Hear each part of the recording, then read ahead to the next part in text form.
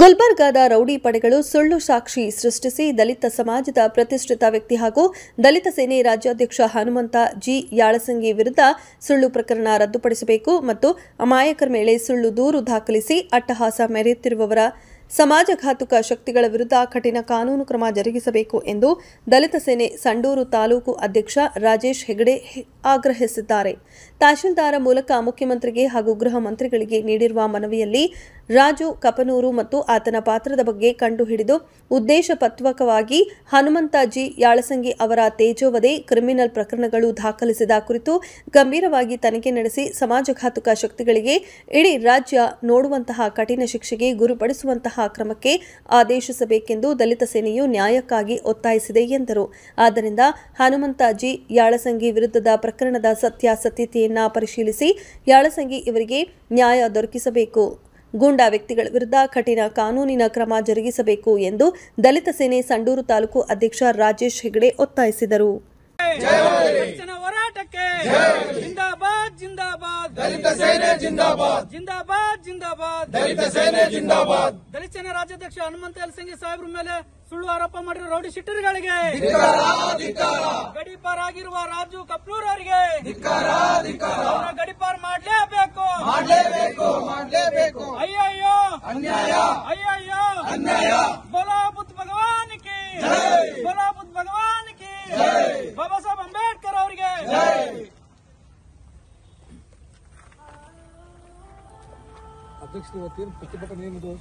Sir, ನಾವು ಇವತ್ತು ಪ್ರತಿಭಟನೆ ಮಾಡಿರೋ ಉದ್ದೇಶ, ನಮ್ಮ ದಲಿತ ಸೇನೆಯ ರಾಜ್ಯಾಧ್ಯಕ್ಷರು ಕರ್ನಾಟಕದ ಬ್ಲೂ ಟೈಗರ್ ಎಂದೇ ಹೆಸರುವಾಸಿ ಆಗಿರುವ ಅಣ್ಣ ಹನುಮಂತಜಿ ಯಾಳಸಂಗಿ ಸಾಹೇಬ್ರವರಿಗೆ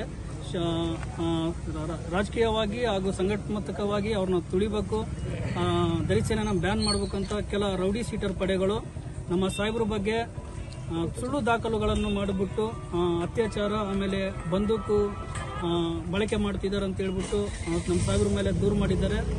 ಗುಲ್ಬರ್ಗಾ ಸಿಟಿ ಟೌನಲ್ಲಿ ನಮ್ಮ ಸಾಹೇಬ್ರನ್ನ ಮೊನ್ನೆ ನೈಟ್ 12 ಗಂಟೆಗೆ ನಮ್ಮ ಸಾಹೇಬರು ಸ್ವ ಇಚ್ಛೆಯಿಂದನೇ ಸಂವಿಧಾನಕ್ಕೆ ಗೌರವ ಕೊಟ್ಟು ಅವರೇ ಬಂಧನಕ್ಕೆ ಒಳಗಾಗಿದ್ದಾರೆ. ಸೊ ನಮ್ಮ ರಾಜ್ಯಾಧ್ಯಕ್ಷರ ಮೇಲೆ ಇರುವಂತಹ ಕಳಂಕವನ್ನು ಆದಷ್ಟು ಈ ಇಲಾಖೆಯವರು ಸಂಪೂರ್ಣವಾಗಿ ತುಂಬಾ ಸೀರಿಯಸ್ ಇಂದ ತನಿಖೆ ಮಾಡಿ ಅದು ಯಾರು ನ್ಯಾಯಯುತವಾಗಿದ್ದಾರೆ, ಯಾರು ಸುಳ್ಳು ದೂರನ್ನು ನೀಡ್ತಾ ಇದ್ದಾರೆ ಅನ್ನೋದ್ರ ಬಗ್ಗೆ ತನಿಖೆ ಮಾಡಿ ಆದಷ್ಟು ಬೇಗ ಸತ್ಯ ಹೊರಗಾಗಬೇಕಂತ ನಾವು ದಲಿತ ಸೇನೆ ಕಡೆಯಿಂದ ಆಗ್ರಹಿಸ್ತಾ ಇದ್ದೀವಿ.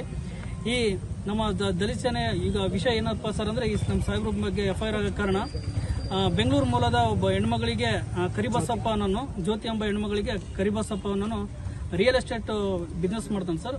1,80,00,000 ಅವರಿಗೆ ಸೈಟ್ ಕೊಡೋದಾಗ್ಬಿಟ್ಟು ನಂಬಿಸಿ ಹಣ ಇಸ್ಕೊಂಡು ಸುಮಾರು 3 ವರ್ಷ ಆಗಿರುತ್ತೆ. ಈಗ ಮತ್ತೆ ಇನ್ನೊಂದು ಡೆವಲಪ್ಮೆಂಟ್ ಓಪನ್ ಮಾಡ್ಕೊಂಡು ಗುಲ್ಬರ್ಗದಲ್ಲಿ ಆಗಿರ್ತಾರೆ. ಸೊ ಆ ಮಾಹಿತಿ ಆ ಹೆಣ್ಮಗಳಿಗೆ ಗೊತ್ತಾಗುತ್ತೆ ಸರ್. ಗೊತ್ತಾದ್ಮೇಲೆ ನಮ್ಮ ಸಾಹೇಬ್ರ ಬಗ್ಗೆ ಫೇಸ್ಬುಕ್, ಇನ್ಸ್ಟಾಗ್ರಾಮ್ ಅದ್ರಾಗೆಲ್ಲ ನೋಡ್ಬಿಟ್ಟು ಅವ್ರ ಹೋರಾಟಗಳು ಅವೆಲ್ಲ ನೋಡ್ಬಿಟ್ಟು ಇವ್ರ ಹತ್ರ ಹೋದ್ರೆ ನ್ಯಾಯ ಸಿಗುತ್ತಂತ ನಮ್ಮ ಸಾಹೇಬ್ರ ಹತ್ರ ಬಂದಿರ್ತಾರೆ. ಸೊ ಬಂದಂತ ಸಂದರ್ಭದಲ್ಲಿ ಅವರು ಅಳಿಲೆಲ್ಲ ನಮ್ಮ ಸಾಹೇಬ್ರ ಹತ್ರ ಹೇಳಿರ್ತಾರೆ. ಆ ಸಂದರ್ಭದಲ್ಲಿ ನಮ್ಮ ದಲಿತ ಸೇನೆ ಜಿಲ್ಲಾ ಸಮಿತಿ ಅವರ ಕಚೇರಿಗೆ ಹೋಗ್ಬಿಟ್ಟು ಮಾತಾಡ್ತಾರೆ. ಸರಿ ಸರ್, ನಾಳೆ ಈವ್ನಿಂಗ್ ನಮ್ಮ ಕಚೇರಿಗೆ ಬನ್ನಿ, ಹಣ ನಾನು ಇಸ್ಕೊಂಡಿರೋದು ಸತ್ಯ ಇದೆ, ಅದೇನಿದೆ ನಾನು ಸ್ವಲ್ಪ ಕಾಲಕೋಶ ತಂದು ಕೊಡ್ತೀನಂತ ಯಾರೋ ಕರಿಯಪ್ಪನವ್ರು ಹೇಳಿರ್ತಾರೆ ಸರ್. ನೆಕ್ಸ್ಟ್ ಡೇ ಹೋದಾಗ ಅಲ್ಲಿ ಕರಿಯಪ್ಪರು ಇರಲ್ಲ ಸರ್ ಕಚೇರಿಯಲ್ಲಿ. ಈ ರಾಜು ಕಪ್ನೂರ್ ಅನ್ನೋನು ಆಕ್ಟಿವ್ ಗುಂಡಾ ರೌಡಿ ಸರ್, ಅಕ್ಕಿ ದಂಧೆ ಆಮೇಲೆ ರಿಯಲ್ ಎಸ್ಟೇಟ್ ಮಾಫಿಯಾದಲ್ಲಿ ಇದನ್ ಸರ್. ಅವರು ಅವ್ರ ತಂಡ ಎಲ್ಲರೂ ನಮ್ಮ ದಲಿತ ಸೇನಾ ಕಾರ್ಯಕರ್ತರ ಮೇಲೆ ಗನ್ನಿಕ್ಕಿ, ನೀವು ಹಣ ಕೇಳಿದ್ರೆ ನಿಮ್ಗೆ ಸೂಟ್ ಔಟ್ ಮಾಡ್ತೀವಿ ಹಂಗಿಂಗ್ ಅಂತೇಳಿ ಪ್ರಾಣ ಬೆದರಿಕೆ ಆಗ್ತಾರೆ. ಆ ಸಂದರ್ಭದಲ್ಲಿ ನಮ್ಮ ರಾಜ್ಯಾಧ್ಯಕ್ಷ ಗೊತ್ತಟ್ಟಿಗೆ ವಿತಿನ್ ಸೆಕೆಂಡ್ ನಮ್ಮ ಪೊಲೀಸ್ ಇಲಾಖೆ CP ಅವರಿಗೆ ಫೋನ್ ಮಾಡಿಬಿಟ್ಟು ಈ ತರ ಹಿಂಗಿಂಗ್ ಆಗ್ತಿದೆ ಅಂದಾಗ ಸಾಹೇಬ್ರು ಬಂದಾಗ ಎಲ್ಲ ಅವರು ರೌಡಿ ಶೀಟರ್ಗಳು ಓಡೋಗ್ತಾರೆ ಸರ್. ಆ ಹಣ ಕೊಡದೆ ಒಂದು ಕಾರಣದಿಂದ, ಆ ಹಣ ಕೊಡಬೇಕಾಗುತ್ತಂತ ಒಂದು ಉದ್ದೇಶದಿಂದ ಯಾವುದೋ ಒಂದು ಹೆಣ್ಮಗಳು 3 ನಿಕ್ಕೊಂಡು ಅವ್ರ ಕಡೆಯಿಂದ ಪ್ರೆಸ್ ಮೀಟ್ ಮಾಡಿ ನಮ್ಮ ಸಾಹೇಬ್ರ ಬಗ್ಗೆ ಕೇಸ್ ಮಾಡಿಸಿರ್ತಾರೆ. ನಮ್ಮ ಸಾಹೇಬರು ಇಡೀ ಸಮಾಜಕ್ಕೆ ಒಂದು ಜಾತಿ ಧರ್ಮ ಅನ್ನೋದೇ ಎಲ್ಲಾ ಸಮಾಜದ ಯಾರಿಗೆ ಅನ್ಯಾಯ ಆಗಲಿ ಧ್ವನಿ ಎತ್ತುವಂತ ನಾಯಕ ಅಂತ ನಮ್ಮ ಸಾಹೇಬ್ರ ಬಗ್ಗೆ ನಾವು ಯಾವಾಗಲೂ ಹಿಂದೆ ಇರ್ತೀವಿ. ಈ ತನಿಖೆ ಆಗಲಿ, ಮುಂದಿನ ದಿನದಲ್ಲಿ ಇದೇನ ಸತ್ಯ ಹೊರ ಬಿದ್ದಿಲ್ಲ ಅಂದ್ರೆ ದಲಿತ ಸೇನೆ ಕಡೆಯಿಂದ ಎಲ್ಲ ಇಡೀ ಕರ್ನಾಟಕದಲ್ಲಿ ಉಗ್ರವಾದ ಹೋರಾಟ ಮಾಡ್ತೀವಿ ಅಂತ ಹೇಳಕ್ ಇಷ್ಟಪಡ್ತೀವಿ ಸರ್.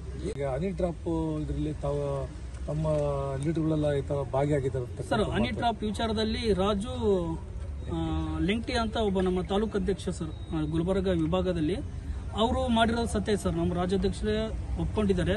ಸೊ ಅವ್ರ ಮೇಲೆ ಏನ್ ಸೂಕ್ತ ಕ್ರಮ ಆಗುತ್ತೆ ಕಾನೂನುಬದ್ಧವಾಗಿ ತಗೊಂಡ್ಲಿ.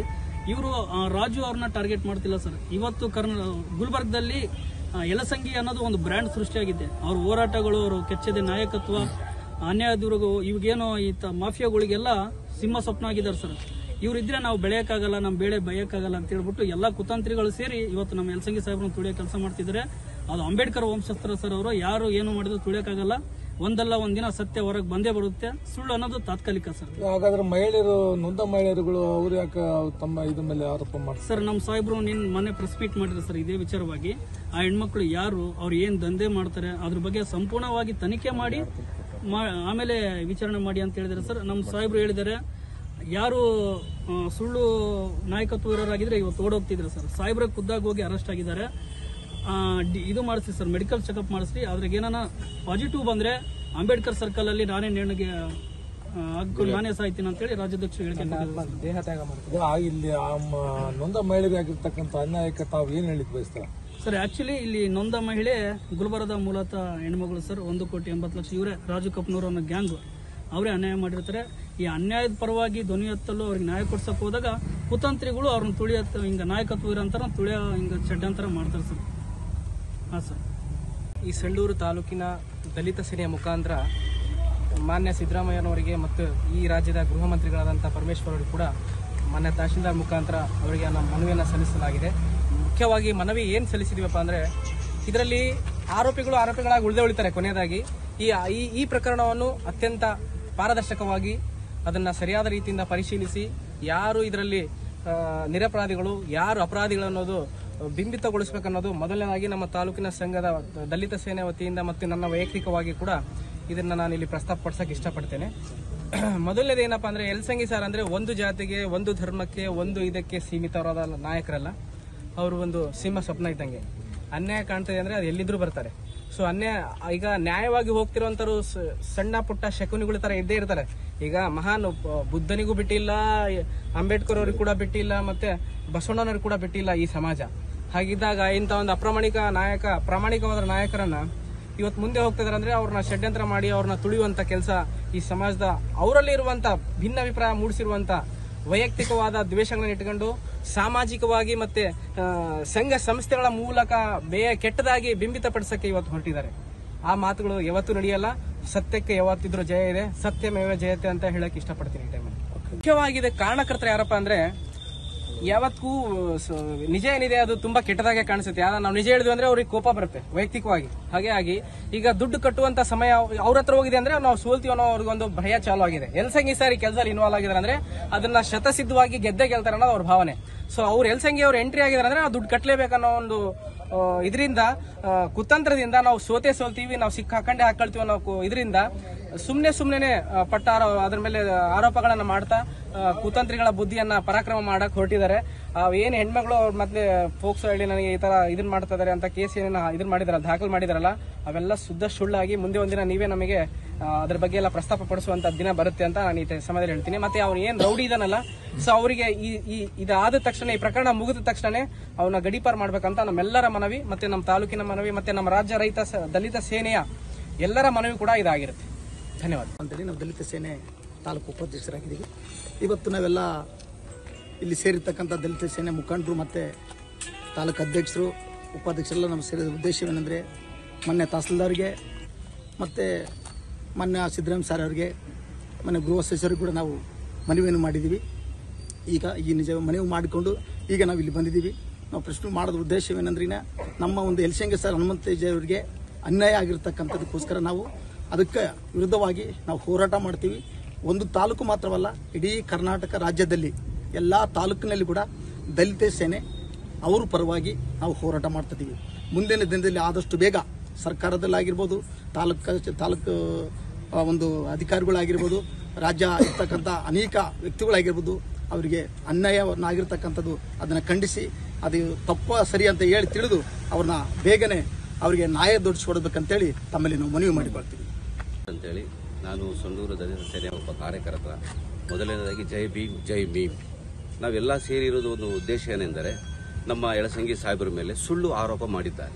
ಆ ಆರೋಪವನ್ನು ಆದಷ್ಟು ಬೇಗ ನಮ್ಮ ಕರ್ನಾಟಕ ರಾಜ್ಯದ ಮುಖ್ಯಮಂತ್ರಿಗಳಾದ ಅವರಿಗೂ ಮತ್ತು ನಮ್ಮ ಕರ್ನಾಟಕ ರಾಜ್ಯದ ಗೃಹ ಸಚಿವರಾದ ಅವರಿಗೂ ನಾವು ಮನವಿಯನ್ನು ಪತ್ರವನ್ನು ಸಲ್ಲಿಸಿದ್ದೇವೆ. ಅವರ ಮೇಲೆ ಏನು ಸುಳ್ಳು ಆರೋಪ ಮಾಡಿದ್ದಾರೆ ಅದನ್ನು ಆದಷ್ಟು ಬೇಗವಾಗಿ ಕೂಲಂಕುಷವಾಗಿ ಅದನ್ನು ಪರಿಗಣಿಸಿ ಅದನ್ನು ಒಂದು ಪರಿಹಾರ ಮಾಡಿ ಅವರ ಸುಳ್ಳು ಆರೋಪವನ್ನು ತಳ್ಳು ಹಾಕಬೇಕಂತೇಳಿ ಇವತ್ತು ಒಂದು ದಿವಸ ನಾವು ಮನವಿ ಕೊಟ್ಟಿದ್ವಿ. ಧನ್ಯವಾದಗಳು. ಜಿಂದಾಬಾದ್ ದಲಿತ ಸೇನೆ, ಜಿಂದಾಬಾದ್ ಜಿಂದಾಬಾದ್ ಜಿಂದಾಬಾದ್ ದಲಿತ ಸೇನೆ, ಜಿಂದಾಬಾದ್ ದಲಿತ ಸೇನೆ ಹೋರಾಟಕ್ಕೆ, ದಲಿತ ಸೇನೆ ಹೋರಾಟಕ್ಕೆ. हनुमंत साहब तुम्हें आगे बढ़ो, हम तुम्हारे साथ हैं. हनुमंत साहब तुम्हें आगे बढ़ो, हम तुम्हारे साथ हैं. ಹನುಮಂತ ಯಲಸಂಗಿ ಸಾಹೇಬ್ರಿಗೆ ಷಡ್ಯಂತ್ರ ಮಾಡಿರುವ ರೌಡಿ ಶೀಟರ್ಗೆ ರಾಜು ಕಪ್ನೂರ್ ರೌಡಿ ಶೀಟರ್ಗೆ ಜೈ ಜೈ ಜೈ ಜೈ ಜೈ ಭೀಮ್, ಜೈ ಭೀಮ್, ಜೈ ಭೀಮ್, ಜೈ ಜೈ ಜೈ